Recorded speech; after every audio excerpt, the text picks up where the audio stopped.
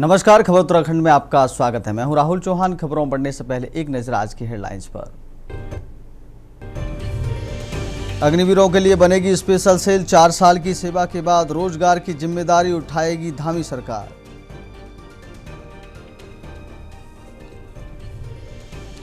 CM Dhami का सख्त आदेश, ground zero पर उतरेंगे अफसर। लापरवाही बर्दाश्त नहीं, 24 घंटे अलर्ट मोड पर रहेंगे डीएम।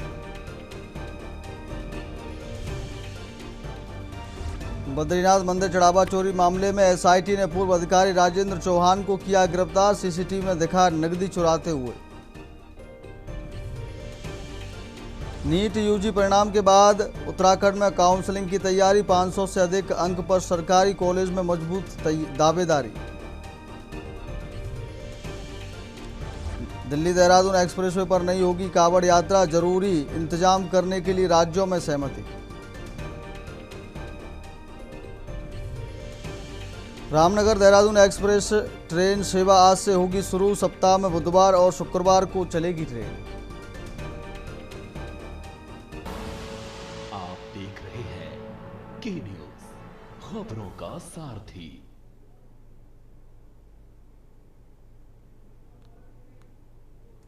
लेके चलते खबरों के विस्तार में। मंगलौर में लगातार हो रही बारिश ने किसानों की मुश्किलें और बढ़ा दी हैं। पहाड़ी और मैदानी क्षेत्रों में हुई तेज बारिश के कारण नदियां और नाले उफान पर हैं, जिससे बाढ़ जैसे हालात बन गए हैं और हजारों हेक्टेयर कृषि भूमि जलमग्न हो गई है। खेतों में पानी भरने से गन्ने की फसल बुरी तरह प्रभावित हुई है, जबकि धान की फसल भी बर्बादी की कगार पर पहुंच गई है। किसानों का कहना है कि पहले ही उन्हें फसलों का उचित मूल्य नहीं मिल रहा था, अब प्राकृतिक आपदा ने उनकी कमर तोड़ दी है। उनका आरोप है कि पिछले वर्ष बारिश से हुए नुकसान का भी अब तक कोई मुआवजा नहीं मिला, जो कि प्रशासन ने सर्वे के बाद सहायता का आश्वासन दिया था। किसानों ने सरकार से जल्द नुकसान का आकलन कर प्रभावित किसानों को उचित मुआवजा देने की मांग की है। 50% तो नुकसान है ही है, ज़्यादा भी नहीं तो 50% तो नुकसान है ही है। और जो लागत लगाई थी किसान को, वो मेहनत सब बेकार गई। अगर और बारिश ऐसी होगी तो फिर बिल्कुल ही फसल खत्म हो जाएगी, क्योंकि ये क्षेत्र ऐसा क्षेत्र है इसमें पानी बढ़ता। ठीक है जी। और देखो, खाद महंगा, मजदूरी महंगी, हर चीज़ महंगाई महंगाई है। अब खाद के रेट काफ़ी बढ़ा दिए इन्होंने। तो शुरुआत में बहुत तगड़ी आई, जिसकी वजह से जो 75 ईख थे वो बिल्कुल खत्म हो गए हैं। जो चेरी थी वो गल गई हैं। आप ये देखो, बारिश हुए भी 8-10 दिन बीत गए हैं, लेकिन अभी भी खेतों में घुटने घुटने तक पानी है। फिर जब तेज धूप लगी तो फसल बर्बाद हो गई है किसान की। एक तो किसान को पहले ही मार पड़ी हुई थी, क्योंकि इनके दाम, जो हमारे फसलों के दाम थे, वो ठीक नहीं मिल रहे थे। दूसरे मौसम की मार मिली हुई है। लेकिन कोई किसान की, सरकार की ओर से या किसी प्रशासन की ओर से अब तक कोई भी जवाबदेही या किसान के लिए कोई भी शब्द नहीं कहा गया है। भरने का तो एक भगवान के ऊपर है। किसान को इतनी बड़ी मार दे रखी है कि पिछले साल भी, उससे पहले साल भी और अब भी, कि अभी आप चलकर देखो हमारे खेतों में पानी बहुत ज्यादा है। 2-2 फीट पानी खड़ा है और ऊपर से गर्मी की इतनी मार है कि वो पानी गर्म हो गए, फसल गल गई और उसकी भरपाई नहीं कर पाएगा। किसान डूबता जा रहा और सरकार इस बारे में कुछ भी नहीं सोच रही। किसान के बारे में बिल्कुल आंख बंद करके बैठी है। अगली खबर का रुख कर लेते हैं। हल्द्वानी में उत्तराखंड राज्य प्राथमिक शिक्षक संघ नैनीताल के बैनर तले बड़ी संख्या में शिक्षकों ने अपनी 2 प्रमुख मांगों को लेकर सरकार के खिलाफ आवाज बुलंद की। शिक्षकों ने जिलाधिकारी के माध्यम से प्रधानमंत्री, केंद्रीय शिक्षा मंत्री और मुख्यमंत्री को ज्ञापन भेजकर आईटीआई अधिनियम लागू होने से पहले नियुक्त शिक्षकों को टीईटी की अनिवार्यता से स्थायी छूट देने की मांग की। उनका कहना है कि उनकी नियुक्ति उस समय लागू नियमों के अनुसार हुई थी, इसलिए सेवा और पदोन्नति के लिए अब टीईटी अनिवार्य करना न्याय संगत नहीं है। इसके साथ ही शिक्षकों ने सभी राज्य के शिक्षकों और सरकारी कर्मचारियों के लिए पुरानी पेंशन व्यवस्था बहाल करने की भी मांग उठाई है। कहा कि नई पेंशन व्यवस्था भविष्य की सामाजिक और आर्थिक सुरक्षा सुनिश्चित नहीं कर पा रही है। मीटर को लेकर जो भी यहाँ पर पहले भी प्रकरण आए हैं और जो भी हमें प्रार्थना पत्र प्राप्त हैं, ज्ञापन प्राप्त हैं, उसमें कुछ भ्रांतियाँ हैं इसमें विद्युत विभाग के अधिकारियों से हमारी वार्ता हुई थी। उनका कहना है कि अगर इसमें किसी उपभोक्ता को किसी प्रकार की शिकायत है तो वो अपने यहाँ संतुष्टि के लिए उसमें चेक मीटर लगवा सकता है। साथ ही कुछ चूँकि जो पुराने मीटर्स हैं उसमें ब्लॉक रीडिंग्स थी, अब जब वहाँ स्मार्ट मीटर लग रहे हैं तो वो रीडिंग के साथ इंक्लूड होके आ रहा है। हमारा ये कहना है कि इसको जनरलाइज न करें, केस टू केस बेसिस पे यदि किसी को लगता है कि उनका बिल अत्यधिक आया है तो उसका परीक्षण विद्युत विभाग, यूपीसीएल कॉर्पोरेशन के माध्यम से कराया जा सकता है। ये जब से स्मार्ट मीटर लगे हैं तब से इसमें बिल बहुत ज़्यादा आ रहे हैं। एक महीने में 2 बार बिल आ रहे हैं। एक बिल जमा करने के बाद दूसरा बिल भी उसी महीने में आ जा रहा है। ये देखिए आप, ये है बिल। कितना है बिल? 6800 रुपये, 6800 रुपये। ये जो मामला है ये बहुत चर्चित मामला है। इससे खाली हल्द्वानी नहीं, पूरा प्रदेश परेशान है। गरीब जनता के ऊपर जिस तरह से इन्होंने डंडे की नोक पर, बंदूक की नोक पर इन्होंने बिजली के मीटर लगाए थे, आज उसके रुझान देखने को मिल रहे हैं। गरीब जनता इतनी परेशान है, क्या तो वो बिल देगी, क्या वो बच्चों की पढ़ाई करवाएगी, क्या वो अपने बच्चों का इलाज करवाएगी। हमारी मांग सिर्फ इतनी है कि जो राज्य सरकार है जिस तरह से इसने पुलिस के बल पे जबरदस्ती मीटर लगाए थे, उसी तरह से सीधे तौर पर ये स्मार्ट मीटर वापस ले ले। मेरा पास था इनका पुराना बिल 22,000 का। 10,000 रुपये बेटा मैं जमा कर आई, 12,000 रह गए। मैंने पहले महीने में 6,500 का इन्होंने नए मीटर से बिल भेजा, उसके बाद 2,500 का भेजा। 500 का 400 का ऐसा आता था, क्योंकि मैं अकेली रहती हूँ घर में। अब कितना रहा? अब तो हद नहीं है। 6,000 का बकाया था हमारा, 69,500 रुपये का भेजा पहले बिल उन्होंने। उसके बाद अब दूसरा जो आया है 70,500 कुछ रुपए का। उसमें से 3 महीने तो 3,500-3,000 का बिल, और हमारा 3 महीने में 8,500 का बिल है।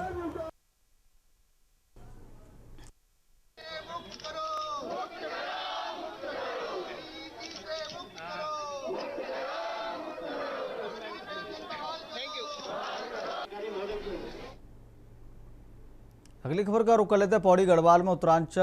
Uttarakhand state primary teachers association के बैनर तले शिक्षकों ने रैली निकालकर अपनी लंबित मांगों को लेकर प्रदर्शन किया। शिक्षकों ने आरटीआई लागू होने से पहले नियुक्त शिक्षकों को टीईटी की अनिवार्यता से छूट देने और पुरानी पेंशन योजना ओपीएस बहाल करने की मांग उठाई। कहना है कि पुराने शिक्षकों पर टीईटी लागू करना उचित नहीं है, जबकि नई पेंशन व्यवस्था कर्मचारियों के भविष्य को सुरक्षित नहीं करती। प्रदर्शन के बाद शिक्षकों ने जिला प्रशासन के माध्यम से प्रधानमंत्री के नाम ज्ञापन भेजकर दोनों मांगों पर जल्द निर्णय लेने की अपील की। इस दौरान शिक्षक संगठन के पदाधिकारी और बड़ी संख्या में शिक्षक मौजूद रहे।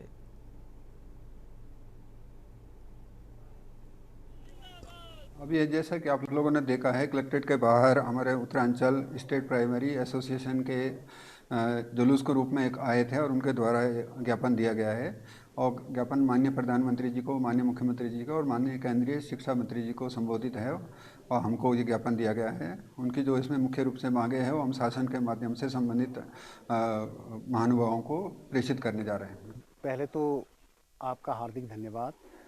और आज जिला मुख्यालय मंडल मुख्यालय पौड़ी में जिला पौड़ी गढ़वाल के समस्त राजकीय प्राथमिक शिक्षक संगठन के समस्त पदाधिकारी, समस्त शिक्षक शिक्षिका बहनें और जितने भी फ्रंट कर्मचारी संगठनों के पदाधिकारी थे वो ओपीएस और ओपीएस के अलावा जो शिक्षकों की अब प्रत्येक राज्य कर्मचारी की जो 2005 के बाद नियुक्त हैं उनकी एक मांग है ओपीएस।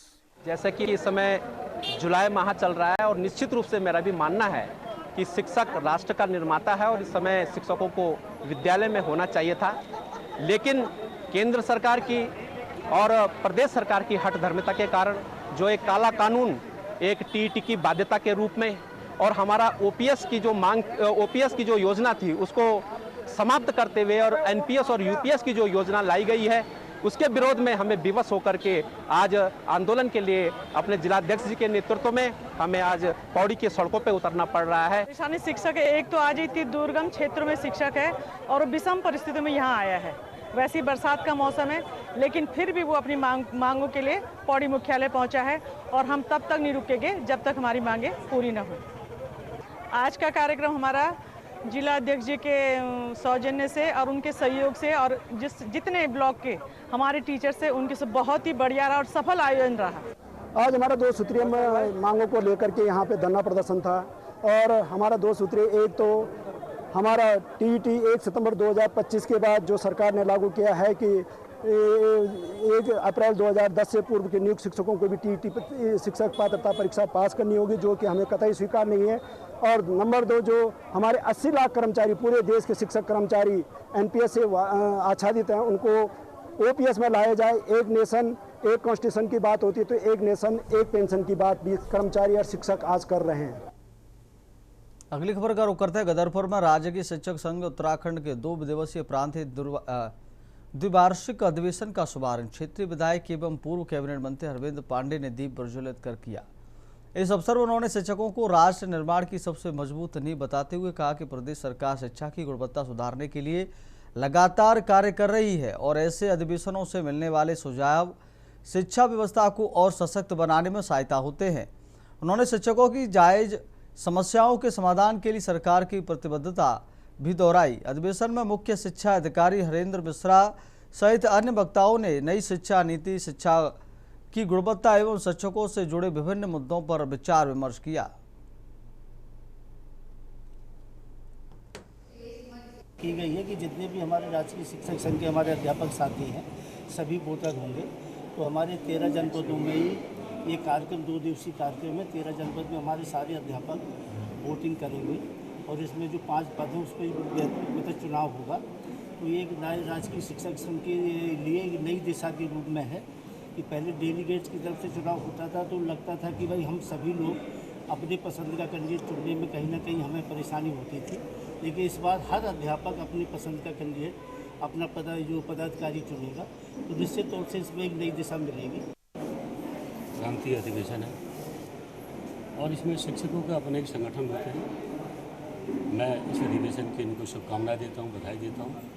और शिक्षक हमारे समाज का आईना होता है, दर्पण होता है। इनके द्वारा शिक्षित किए हुए बच्चे ही देश के निर्माता बनते हैं, देश के भाग्य विधाता बनते हैं। तो ऐसे आज अधिवेशन में मैं आया हूँ, मेरा सौभाग्य है। मैं प्रांतीय जो हमारे पदाधिकारी हैं शिक्षक संघ के, मैं उनका धन्यवाद देता हूँ और जो उनका उद्देश्य है वो उद्देश्य उनका पूर्ण मैं शुभकामना। कल चुनाव। अगली खबर का रुख करते गदरपुर क्षेत्र के दिनेशपुर स्थित सुंदरपुर गांव में भगवान जगन्नाथ की भव्य रथ यात्रा श्रद्धा, उल्लास और भक्तिभाव के साथ निकाली गई। पारंपरिक पूजा अर्चना के बाद शुरू हुई रथ यात्रा में बड़ी संख्या में श्रद्धालु शामिल हुए। बंगाली संस्कृति की झलक के बीच भजन कीर्तन, हरिनाम संकीर्तन और ढोल नगाड़ों की गूंज से पूरा क्षेत्र भक्तिमय हो उठा। रथ यात्रा गाँव और मुख्य बाजार से होती हुई हरि मंदिर पहुंची, जहाँ श्रद्धालुओं ने भगवान जगन्नाथ की पूजा अर्चना कर सुख समृद्धि की कामना की। पूरे मार्ग में श्रद्धालुओं ने फूल बरसाकर रथ यात्रा का स्वागत किया और जय जगन्नाथ के जयघोष के वातावरण गूंज उठा। यह भव्य रथ यात्रा क्षेत्र में आस्था, संस्कृति और सामाजिक एकता का संदेश देती नजर आई।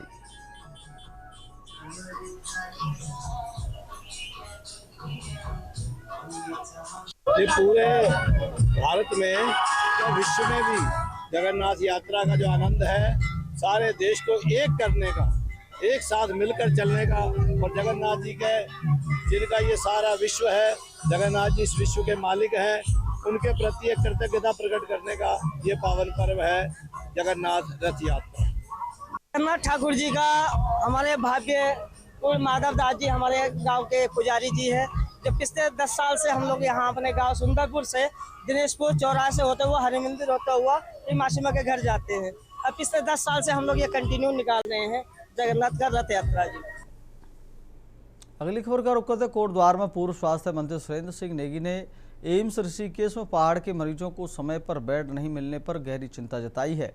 मीडिया से बातचीत करते हुए उन्होंने कहा कि एम्स ऋषिकेश के लिए उत्तराखंड सरकार ने ही भूमि उपलब्ध कराई थी, इसलिए राज्य सरकार की जिम्मेदारी है कि वहां प्रदेश के लोगों को समय पर समुचित उपचार मिले।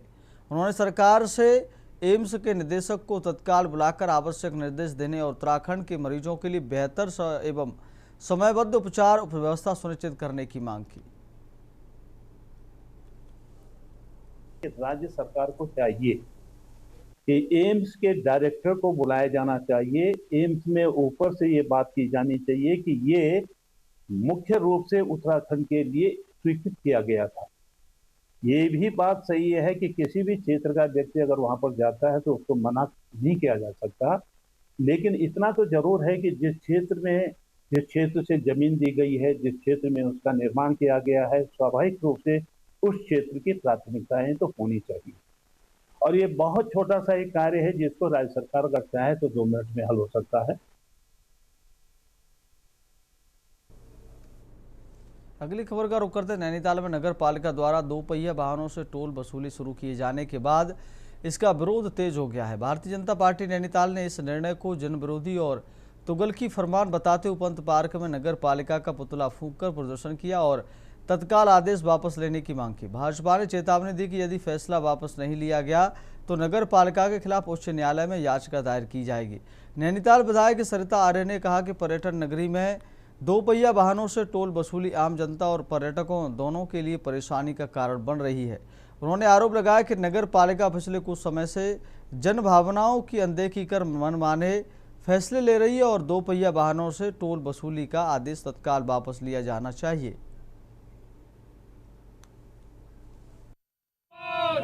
देखिए, मैं तो पहले इसकी घोर निंदा करती हूँ।